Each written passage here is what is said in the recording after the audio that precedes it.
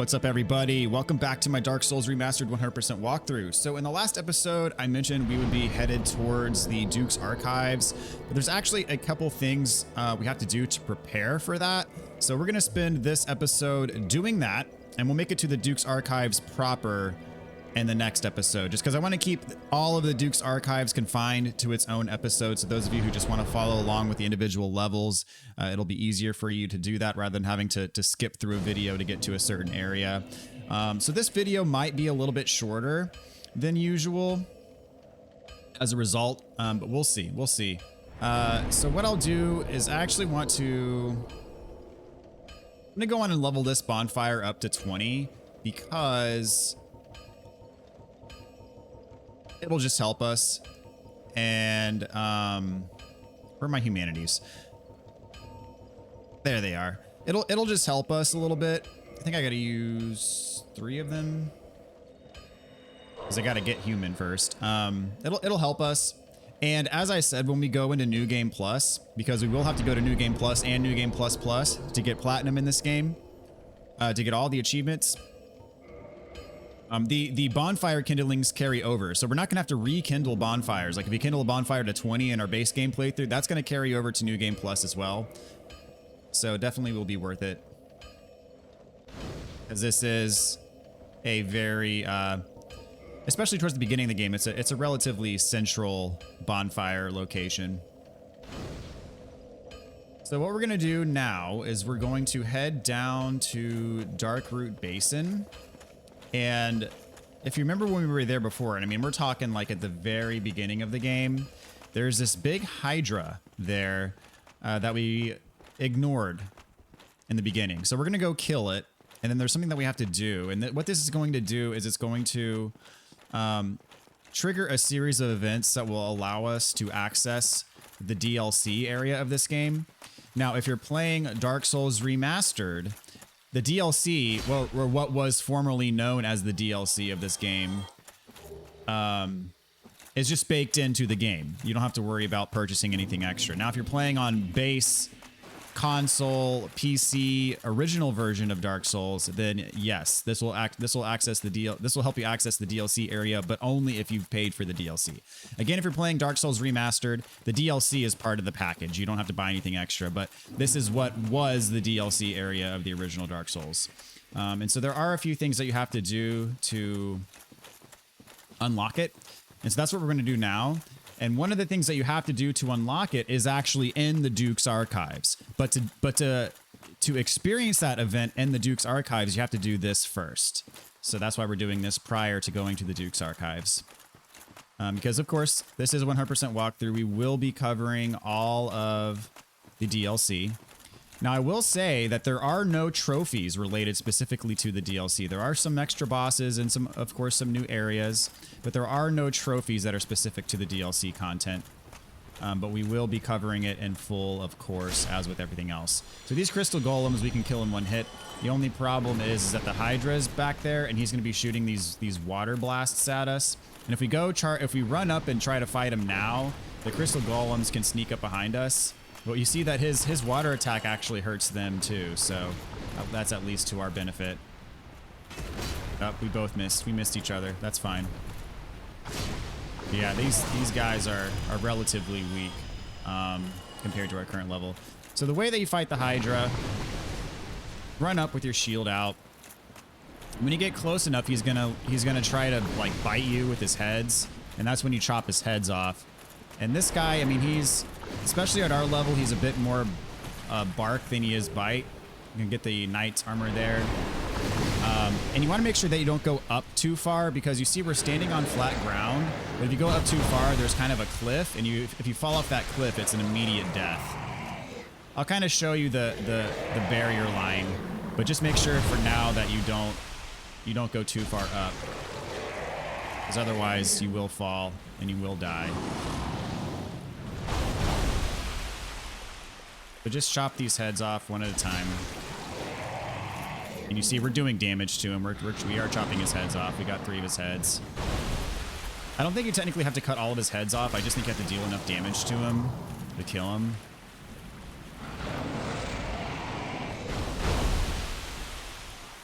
You do have a limited window to hit those heads, and you kind of got to figure out where they land. There we go. I think one more should get him. Got to find out where this head's going. Oh, he's going back to his water spray. Come on, buddy. Okay, so this should kill him. All right, got him.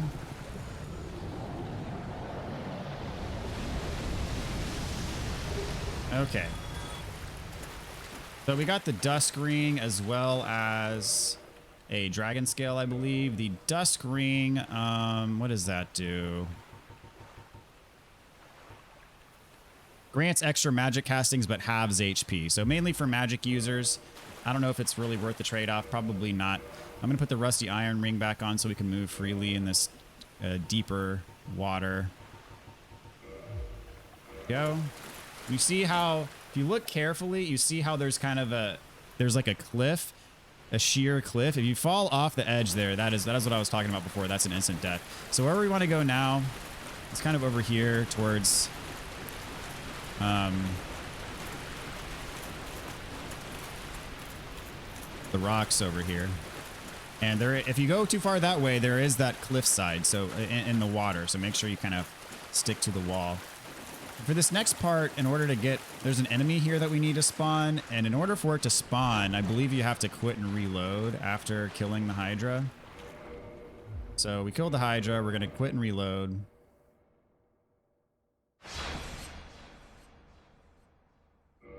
And I know that I kindled the bonfire right at the beginning.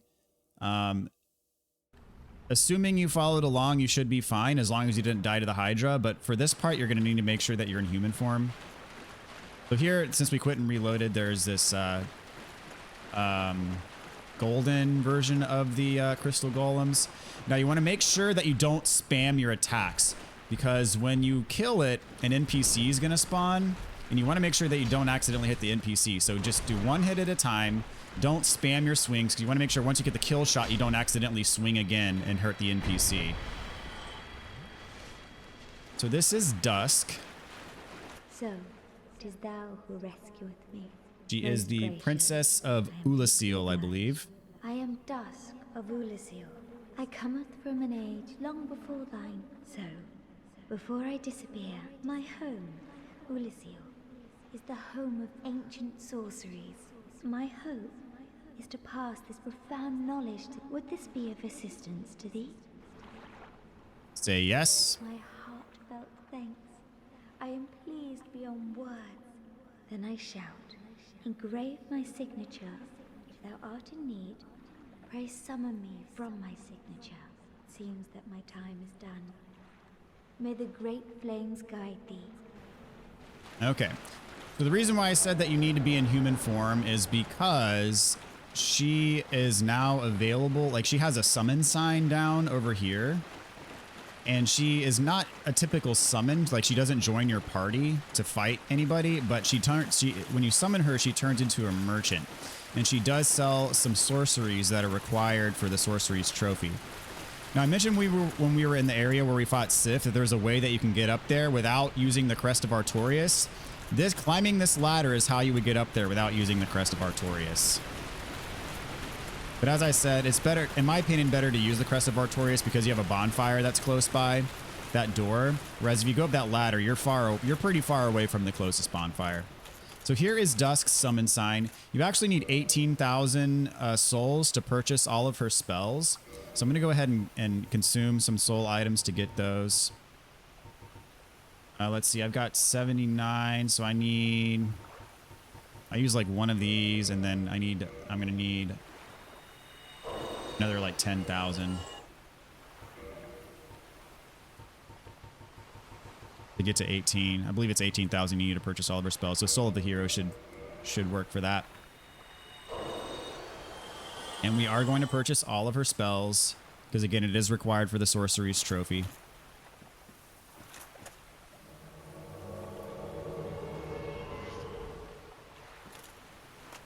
I am Dusk of Oolacile. It is an honor to see thee. I shall follow thy...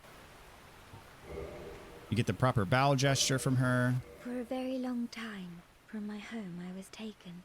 It was there, long after I had relinquished, so gleeful was I. So she is Princess of Oolacile. We haven't been there yet. That's actually the primary area of the DLC, so we'll see more of that later on. So for purchase, we're gonna get.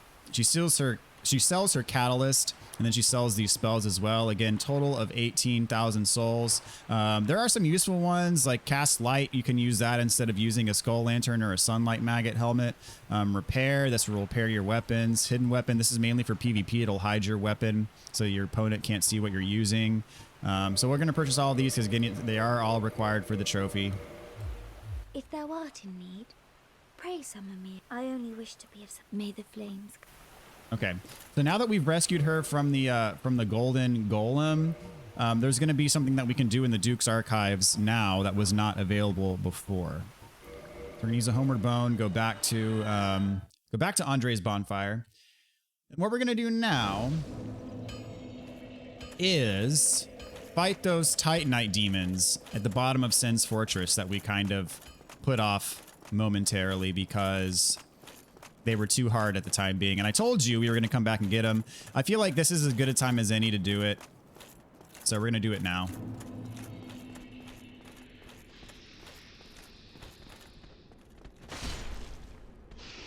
And again, we will be making our way to the Duke's Archives proper in the next episode.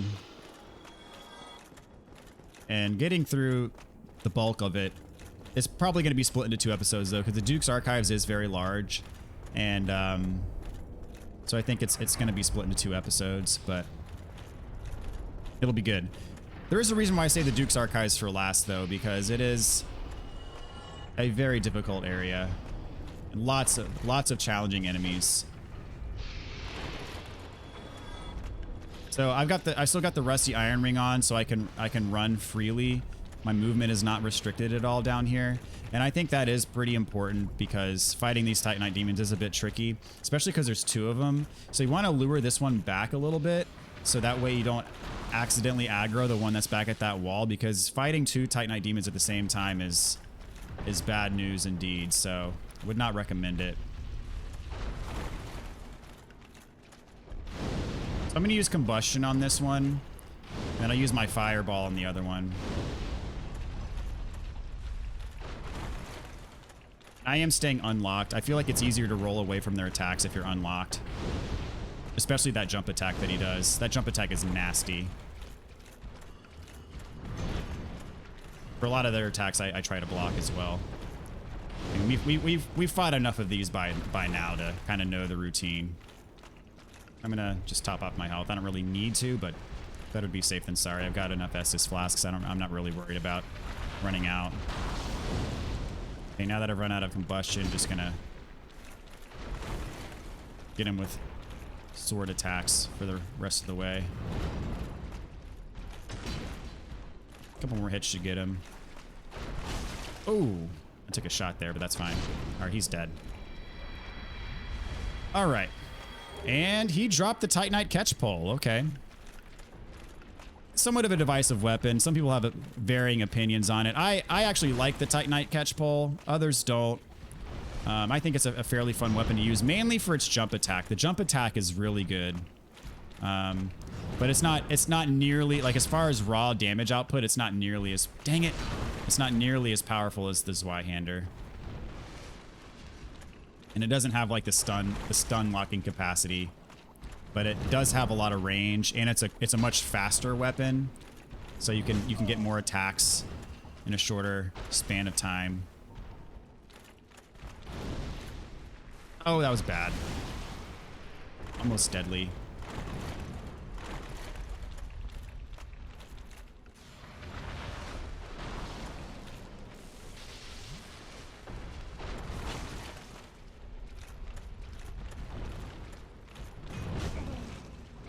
Jeez. Taking some unnecessary hits here. Well, I'm going to take another one here. Oh, got my shield up just in time. There we go.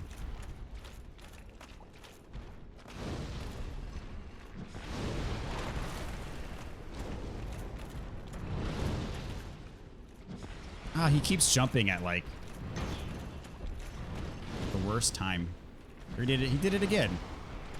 Well.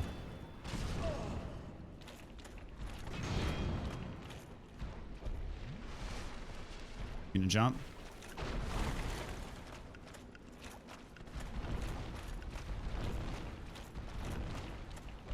Come on, buddy.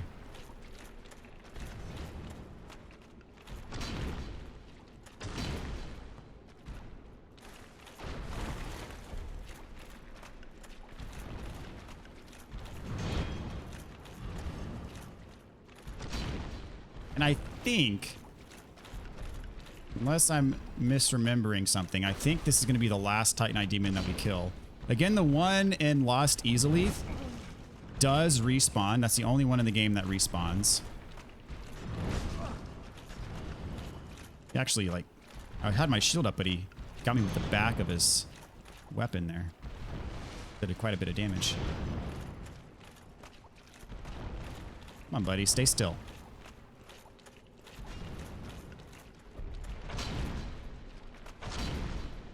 One more hit. There we go. All right, not bad, not bad. All right, so I'm gonna use the homeward bone out of here.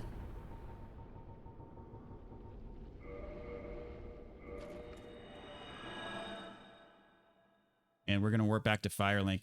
So what I'm gonna do is, this is not required for anything. This is not required for the platinum, but something I wanted to show you nonetheless. Go back to Firelink Shrine.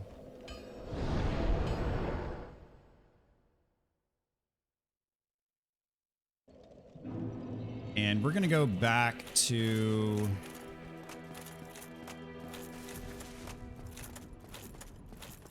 the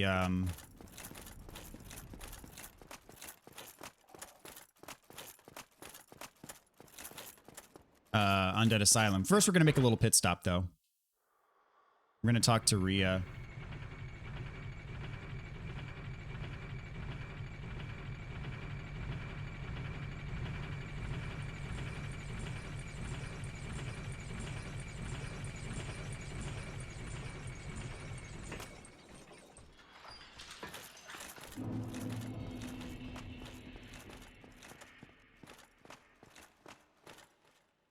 She did get killed. So so what happens is, if you don't buy all of her spells, if you kill a certain number of bosses, she will get killed. And that's what we wanted, because we got her pendant. And that is very important. Well, it's not super important, but what it does is you can trade the pendant with Snuggly the Crow to get a souvenir of reprisal, which will then basically reduce the number that you have to farm for the Covenant later by 1. So, and you get 7 humanity, which is also very good. So there's 2 ways her quest line can pan out. If you buy all of her stuff, she'll move to the Dark Duke's archives and become hollow, and you have to kill her anyways.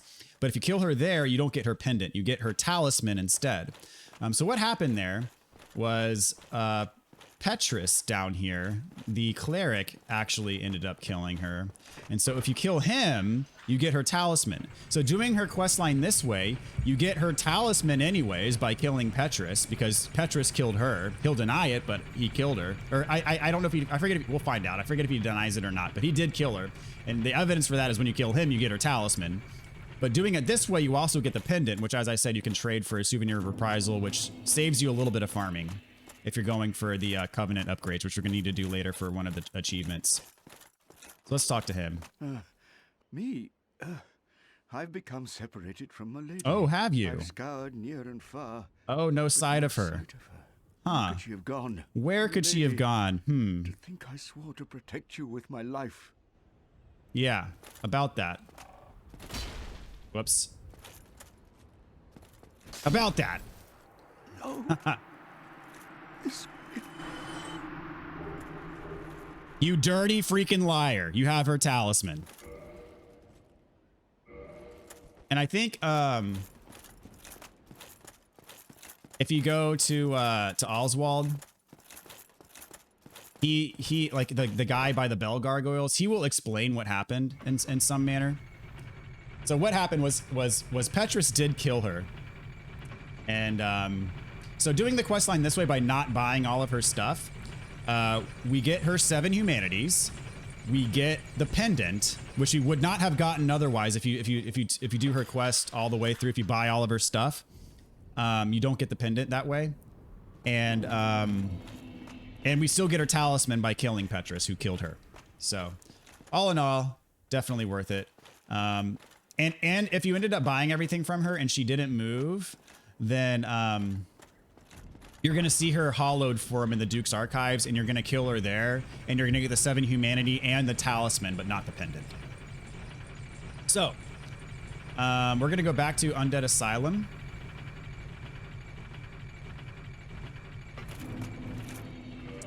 And just to make sure, I want to make sure that I purchased all of her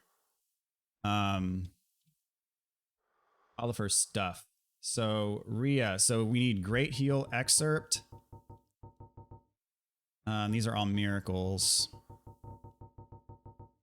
We have Heal, which is, yes, we got Heal. Great Heal Excerpt. Homeward. Force. Great Heal. Wrath of the Gods. Seek Guidance. And Magic Barrier. Those are the spells that you get from her. So yeah, we got them all. And the reason why I think she still got killed was because we did not purchase Heal from her. We purchased Heal from Petrus at the beginning of the game. So we have all of the miracles that she sells. So we're good on that. So now we're going to go back to the Undead Asylum.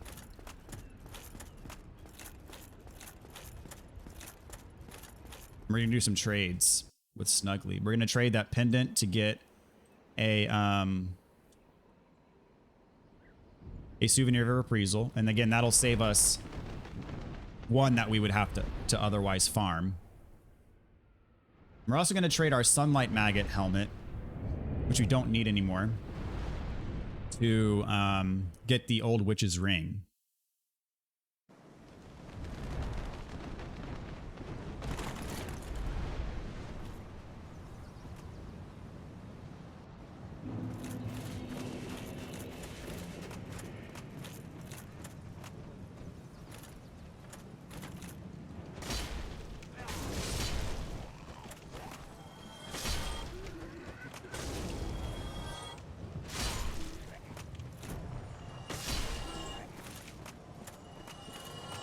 All right, so we will trade the pendant first.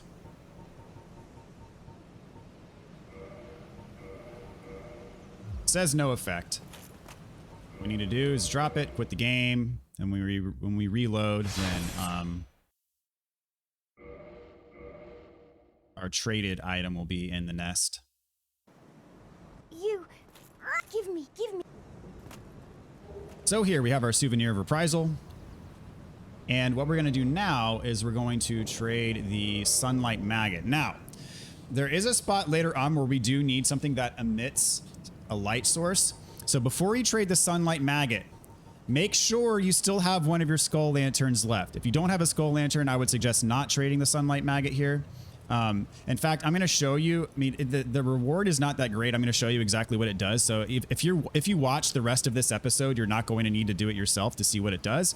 But again, if you want to follow along, then by all means, do so. Let's see. I want Sunlight Maggot. Drop. All this is going to do is it's going to unlock some dialogue with an NPC that we would not otherwise be able to see for ourselves. So again, if you want to keep your Sunlight Maggot helmet, wouldn't be a bad idea. We're gonna get another one in our New Game Plus playthrough anyways. So that's why I'm willing to part with this. So we got the Old Witch's Ring. This is actually one of the gifts that you can start the game with. Again, it is very limited use, so I wouldn't recommend starting the game with it as a gift. The Master Key is infinitely better, but this is the way to get it if you did not start the game with it. All right, we're back, Firelink.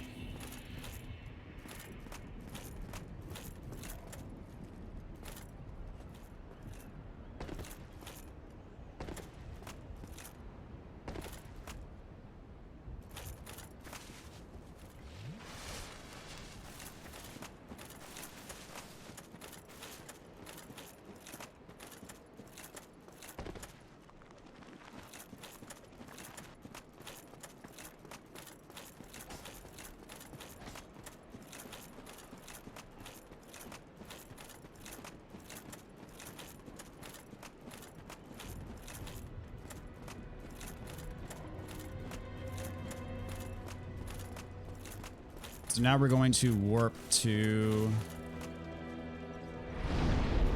Whoop. I don't know what happened there. Daughter of Chaos.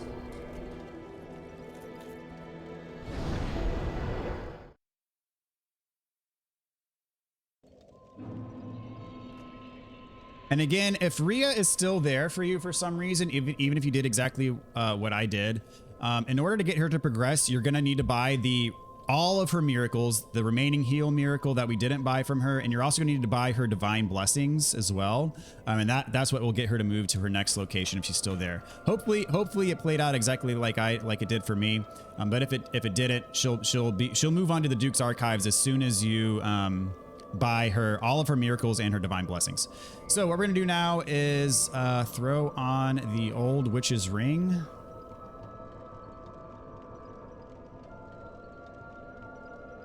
There it is. So now we can actually talk to her. She has dialogue now, but where before she was mute.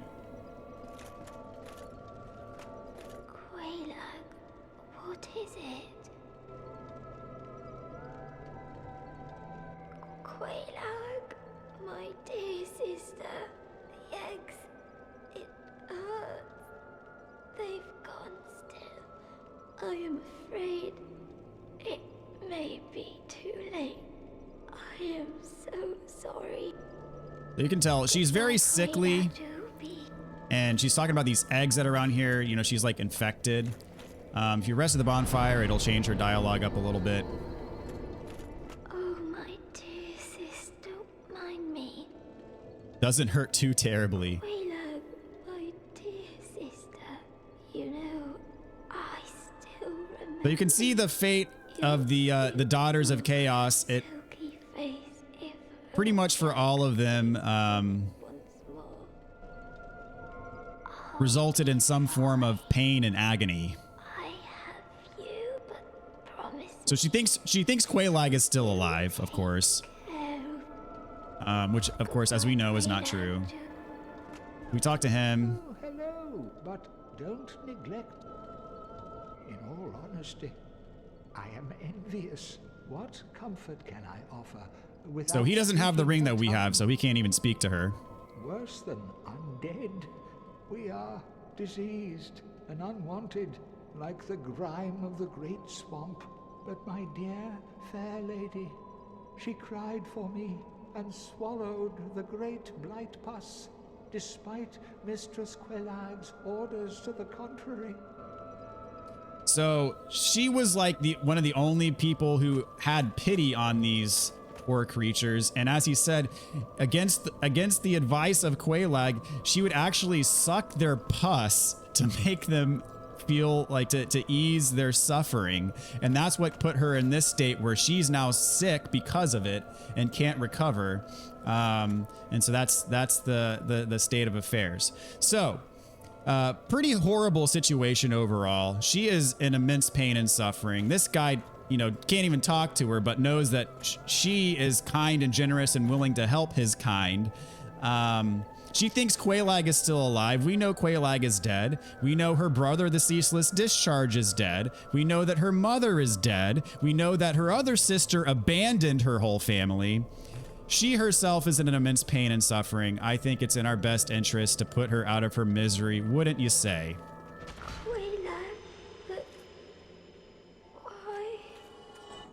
So for that, we no longer have access to this bonfire because she is a firekeeper, but we do get a firekeeper soul. And this poor guy. Monster! The fair lady! What have you done? What have you done? Ah! I mean, I don't think he has a full understanding that we did her a mercy by killing her. And now that he's in anguish and has no end in sight for his own suffering and no one to help him anymore, and he thinks that we're just, you know, evil, I think it's best that we end his suffering as well. So there we go. That's the end of their story. Sad as it may be.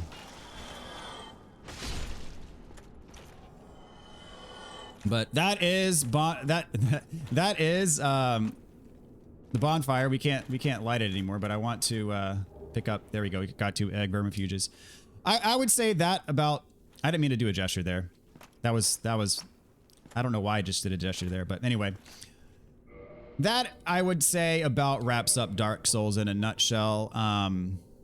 It is a horrendous world to live in, and everybody's life sucks in Dark Souls. So, you know.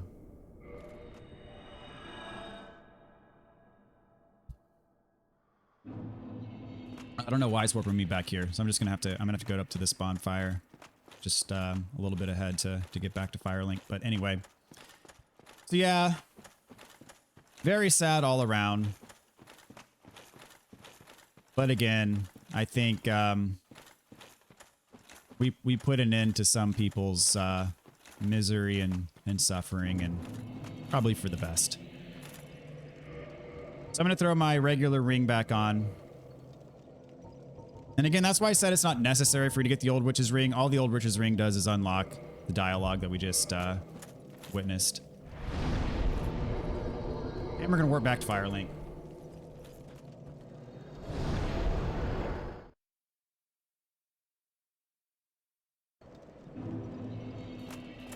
And that's going to do for today's episode. As I said, next time we're going to go straight to the Duke's Archives and progress forward in that direction. So this episode was just kind of a few little cleanup items we had to do along the way.